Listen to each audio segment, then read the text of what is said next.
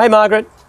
Well, the Victorian State Government has announced a $631 million plan as a strategy to control population growth by directing people to our regional areas. The blueprint is dubbed Ready for Tomorrow, and it details a strategy to channel new arrivals to the state as well as various public service departments to key regional centres. It's all done in a bid to ease the strain on Melbourne's infrastructure. Details of the plan are pretty sketchy at the moment, but the package basically sets out the policies, framework and investment to support development and future growth of regional cities. Job creation in regional areas will be a key focus, designed to move population growth away from the big city of Melbourne. Now, it's thought that the plan will complement changes to the Regional First Home Buyer Grant, which starts this month, that'll provide new home buyers with an additional $4,000. Margaret, down here we're already showing signs of buckling under the strain of clogged roads, crowded public transport and a healthcare system unable to cope with a bulging population. This is all mounting to threaten Melbourne's livability as our growth outstrips the rest of Australia.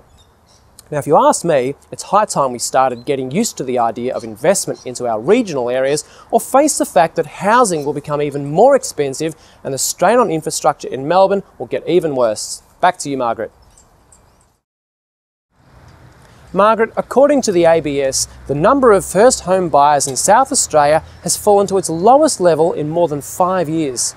Now, there's all sorts of speculation floating about as to why this is the case, but I think the reason for a slowdown in first home buyer loan commitments are for two simple reasons. Now, firstly, during 2009, only a small percentage of all property purchases across Australia were made by first home buyers. Now, it's a fact that the single biggest reason behind most people's decision to buy last year was the low interest rate environment.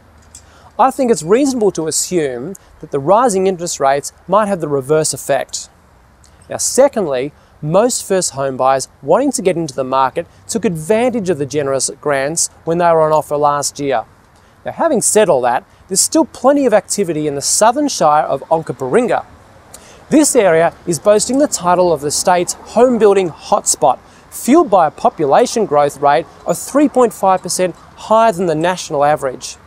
Affordable housing, seaside living and existing infrastructure have all been driving growth down here, but I think the big kicker has been the government's commitment to the new rail system and freeway duplication program. Margaret, I'll be keeping an eye on the market down here in South Australia and be bringing you regular updates. Back to you.